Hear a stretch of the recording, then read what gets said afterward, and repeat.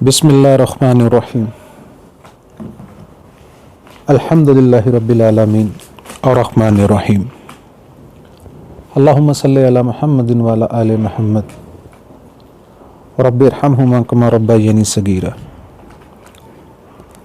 ان اللہ لکل شیء قدیر۔ سب ساتھیوں کو السلام علیکم ورحمۃ اللہ وبرکاتہ۔ اللہ رب العزت نے انسان کو کسی مقصد کے لیے پیدا کیا ہے، اور یہ اللہ جو ہمارا رب ہے بخوبی اس چیز کو جانتا ہے، لیکن بدقسمتی کی بات ہے کہ انسان اس چیز کو نہیں سمجھتا۔ اللہ رب العزت جو کہ ہر چیز پر قدرت رکھتا ہے، ہر چیز پر قادر ہے،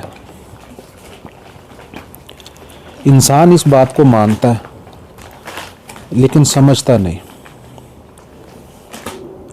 بہت چند لوگ ایسے ہیں جو اللہ کے منتخب بندے ہیں جو اس چیز کو مانتے ہیں۔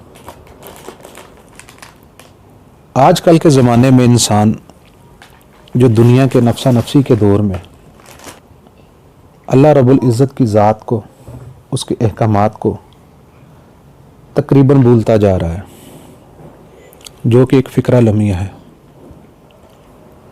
بس انسان کو جو ہوس دنیا کی دل میں آ گئی ہے، اس نے سب کچھ دنیا کو بنا لیا ہے کہ میری جنت، میری نعمتیں،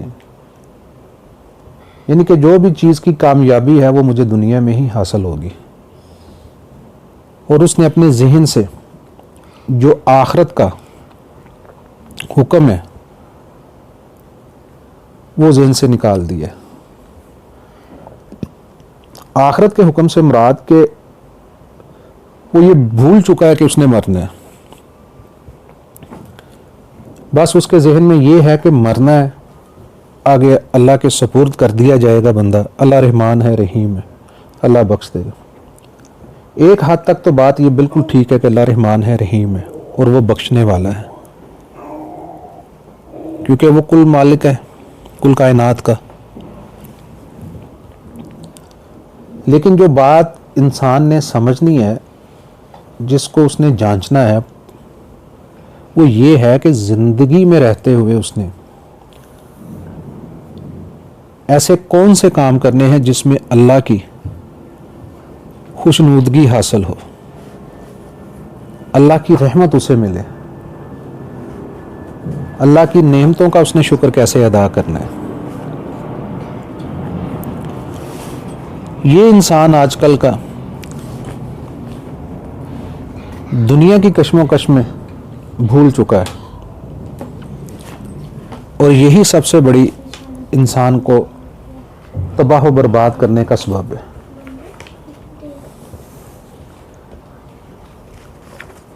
انسان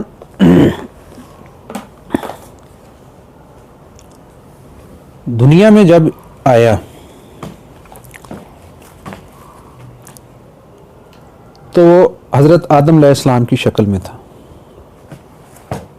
کیونکہ ہمارے باپ وہ ہیں، انسان دنیا کے پہلے انسان وہ ہیں۔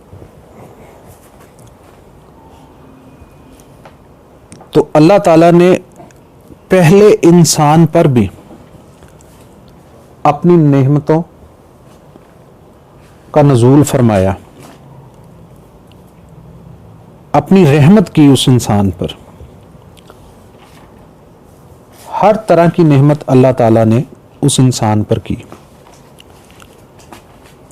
لیکن نعمت اتارنے کے ساتھ ساتھ، نعمتوں کے نزول کے ساتھ ساتھ، اللہ رب العزت نے ایک حکم بھی ساتھ انسان کو دیا کہ اے آدم، میری اطاعت کرنا، میرے احکام کو ماننا۔ کیوں؟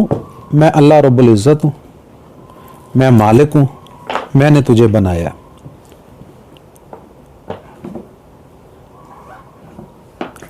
ساتھیوں یہ اس چیز کو ذرا غور سے آپ سمجھیں کہ جب دنیا میں پہلا انسان اللہ نے پیدا کیا، ہمارے باپ آدم علیہ السلام، تو اللہ نے ان کو بھی بتا دیا کہ میرا حکم ماننا ہے.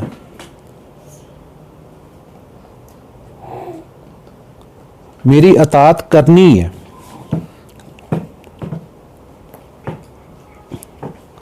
تو آپ اس چیز کا یہ اندازہ لگائیں کہ اگر ہم یہ دیکھیں کہ آج تک تو کتنے لوگ دنیا میں آئے اور چلے گئے، وہ ایک حکم ابھی تک جاری ہے اور یہ تا قیامت تک جاری رہے گا.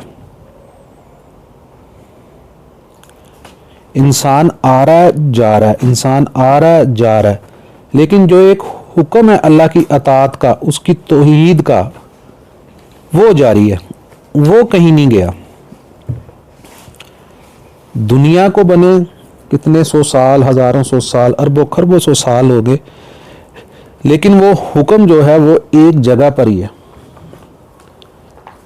بس انسان کی یہ بدقسمتی ہے کہ اس حکم سے وہ ادھر ادھر ہو رہا ہے. مانتا بھی ہے اللہ کا حکم لیکن نہیں بھی مانتا.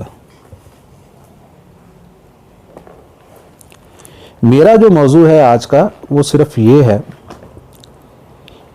کہ ہم انسان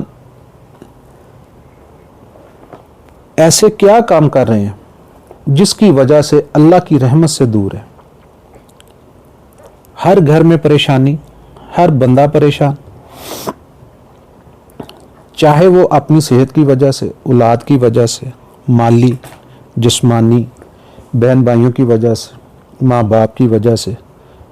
تقریباً ہر بندہ آج کل پریشان ہے. اور یہ پریشانی کا جو سبب ہے یہ کیا ہے؟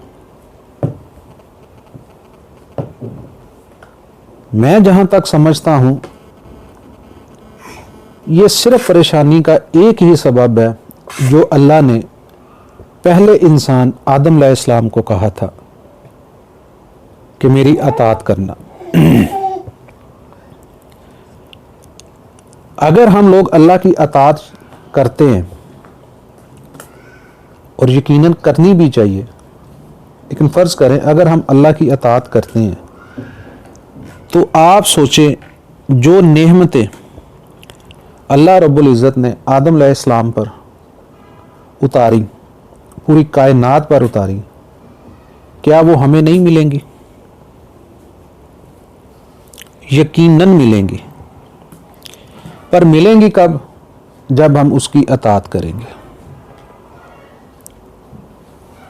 جب ہم اس کے نیک بندے بنیں گے. شروع میں ہی فیصلہ ہو چکا تھا یہ کہ اللہ کی نعمتیں ان لوگوں کے لیے ہیں جن سے اللہ پیار کرتا ہے، جنہیں اللہ ہدایت دیتا ہے. یہ بات شروع میں طے ہو چکی ہے، بس سمجھنے کی ضرورت ہے. وہ کیسے؟ آدم علیہ السلام اللہ کے نبی، روح دنیا کے پہلے انسان، اور پہلا بندہ بھی وہ آیا جو اللہ کو بڑا پسند تھا، جو اس کے پسندیدہ بندوں میں سے تھے. یہ بات سوچنے والی ہے، جو نعمتوں کا ذکر ہو رہا ہے اس پہ یہ بات سوچنے والی. سارے کام اللہ تعالیٰ نے پہلی ملاقات جب انسان سے ہوئی اس کے ساتھ، اس سے پہلے اللہ نے طے کر لیے تھے، لیکن انسان کو اس وقت بتا دیا گیا، اے آدم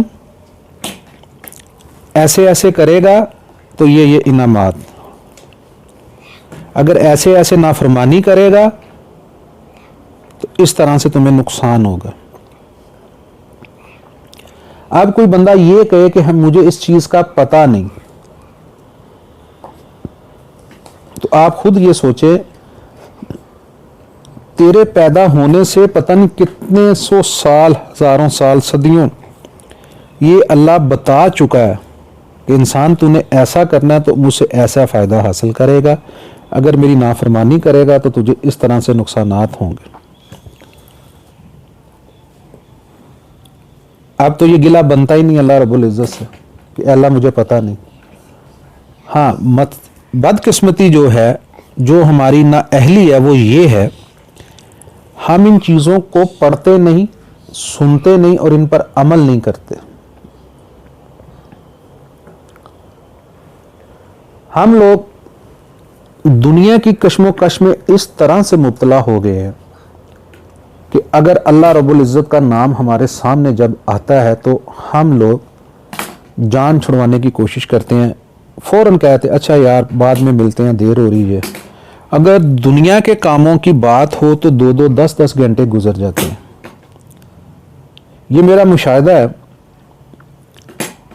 کہ دنیا جو ہے وہ آپ سے خود بخود ٹائم نکلوائے گی، لیکن اللہ کے لیے جب آپ ٹائم نکالیں گے تو آپ کو نکالنا پڑے گا، وہ خود بخود ٹائم نہیں نکلے گا۔ بس اتنی بات آپ ذہن میں ڈال لیں، دنیا خود بخود ٹائم نکلوا لیتی ہے بندے سے، اور اللہ کے کاموں میں یا اللہ کے لیے ٹائم نکالنا ہے وہ آپ نے خود نکالنا ہے۔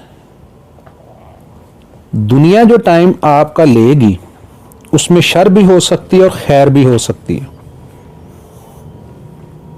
دنیا کا جو ٹائم ہے اس میں شر بھی ہے اور خیر بھی ہے، لیکن جو آپ ٹائم اللہ کو دیں گے اس میں ہمیشہ 100% خیر ہی خیر ہے، اس میں شر نہیں ہے۔ اب آپ یہ اندازہ لگائیں کہ جو دنیا کا ٹائم ہے اور جو اللہ کا ٹائم ہے، ان دونوں میں سے ٹائم کون سا اچھا ہے؟ خیر شر والا ٹائم ٹھیک ہے، یا جس میں ہے ہی خیر وہ ٹائم ٹھیک ہے؟ تو یقیناً جو عقل مند انسان ہے وہ اس بات کو تسلیم کرے گا کہ جو اللہ کا ٹائم ہے وہ ہمارے لیے سب سے اچھا ہے۔ کیوں؟ اس میں خیر ہی خیر ہے، اور انسان بھی یہی چاہتا ہے کہ مجھے خیر ملے۔ اب وہ خیر کیسے ملے؟ اس کی کئی شکلیں، رزق ہے خیر ہے، سانس لینا خیر ہے، اللہ کی عبادت کرنا خیر ہے، اولاد ہے خیر ہے،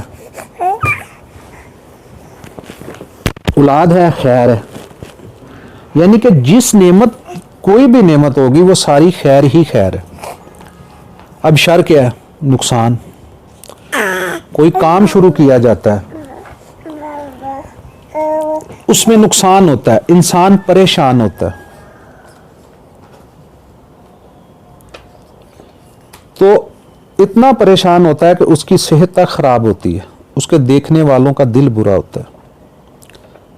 لیکن یہاں ایک اور بڑی مزے کی بات ہے، اللہ نے بعض جگہ پر جو شر ہے اس پہ انسان کے درجات کو بلند کرنے کا بھی حکم دیا ہے۔ وہ کیسے؟ اس کی کچھ صورتیں کہ اگر مومن انسان، مومن بندہ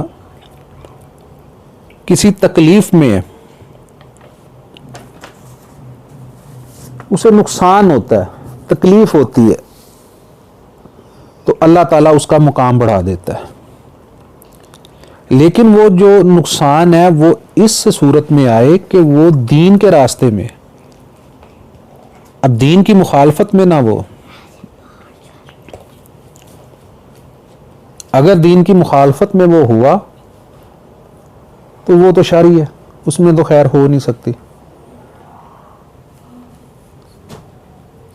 تو لہٰذا ہمیں یہ سوچنا چاہیے کہ جو ہماری زندگی ہے، جو ہماری زندگی کے دن ہیں، ہم ان کو کس طرح گزاریں۔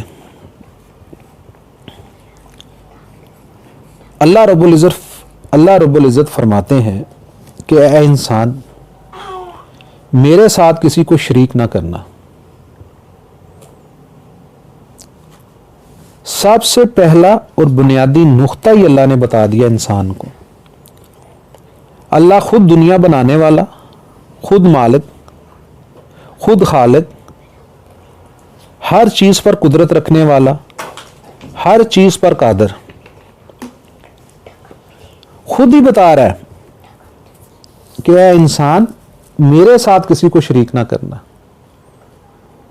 اس کے علاوہ تو اگر کوئی بھی گناہ کرے گا تو میں تجھے بخش دوں گا۔ کیوں؟ میں ہر چیز پر قدرت رکھتا ہوں، ہر چیز جو زمین و آسمان میں ہے وہ میرے تابع ہے۔ اب انسان یہ سمجھنے سے قاصر پتہ نہیں کیوں ہوتا جا رہا ہے کہ ایک چیز کا پتہ چل بھی گیا تو پھر بھی وہ اللہ کی اس بات کو ماننے میں اتنی دیر کیوں کر رہا ہے، جبکہ اللہ خوب جانتا ہے کہ اس نے مومن کو بھی پیدا کیا اور غیر مسلم کو بھی پیدا کیا۔ انہی میں سے اللہ کے وہ بندے ہوں گے جن پہ انعامات کی بارش ہوگی۔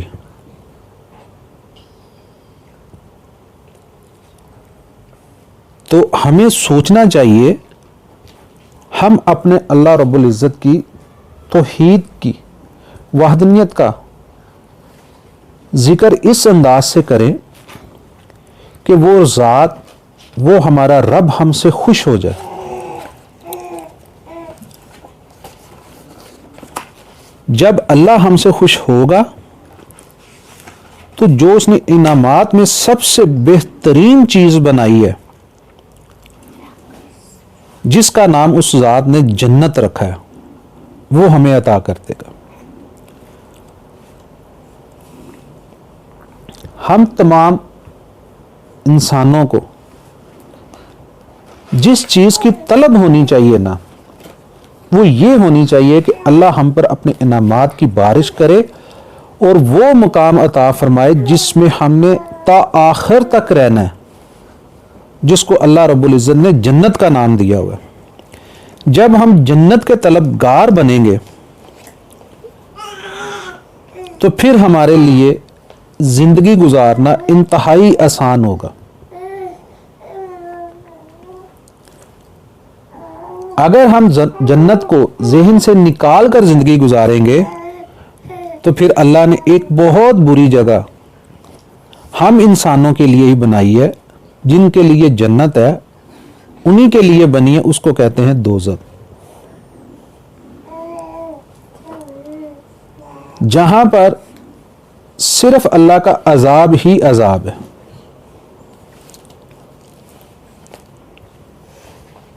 اللہ نے واضح کر دیا انسان پر کہ میرے پاس دو چیزیں ہیں، ایک جنت اور ایک دوزخ۔ اب محنت تو کر، جس پہ زیادہ محنت کرے گا تجھے وہ مل جائے گی۔ اسی طرح ایک حدیث پاک کا مفہوم ہے کہ نبی کریم صلی اللہ علیہ وآلہ وسلم نے فرمایا کہ جو قبر ہے وہ دو چیزوں کا نام ہے، یا تو وہ مومن کے لیے جنت کا گھر یا وہ دوزخ کا گھڑا۔ سب چیزیں ہم لوگوں پر عیاں کر دیں، لیکن ہم لوگ اس چیز کو نہ جانے کیوں نہ سمجھنے میں پیچھے ابھی تک ہیں۔ میرے ساتھیوں، یہ مختصر چند باتیں تھیں جو کہ آج صرف ہم نے اللہ کی ذات کو جاننے کے لیے کی کہ اللہ کی ذات کیا ہے، اس نے انسان کو کن کن باتوں کے احکامات دیے، انسان کے لیے کیا انعامات رکھے، کیا وہ چیز شروع میں ہی اللہ نے بتا دی جس پہ وہ عمل تا قیامت تک انسان کرے گا اور وہ انعامات لیتا جائے گا۔ یہ آج کی چند اور مختصر باتیں تھیں۔ انشاءاللہ جب ہم اگلی دفعہ بات کریں گے تو ہم اس میں دوسری باتوں کو، ارکان اسلام کو، بنیادی عقائد کو شامل کریں گے، جس میں توحید، رسالت، آسمانی کتابیں، انبیاء کرام کا ذکر، دوسری چیزوں کا ذکر کیا جائے گا۔ لیکن آج یہ جو چند باتیں کی ہیں ان میں صرف محض موضوع یہ تھا کہ اللہ کی ذات پر یقین رکھیں اور اس کو جانیں. اللہ تعالیٰ کے ہاں دعا ہے کہ اللہ تعالیٰ ہم پر اپنی خاص رحمت اور اپنی خاص عافیت کا نزول فرمائے اور ہمیں وہ علم عطا فرمائے جس سے ہمیں فائدہ حاصل ہو. انشاءاللہ اگلی بار جب باتیں کریں گے تو انہی باتوں میں کچھ اور باتوں کو شامل کریں گے. السلام علیکم رحمۃ اللہ وبرکاتہ.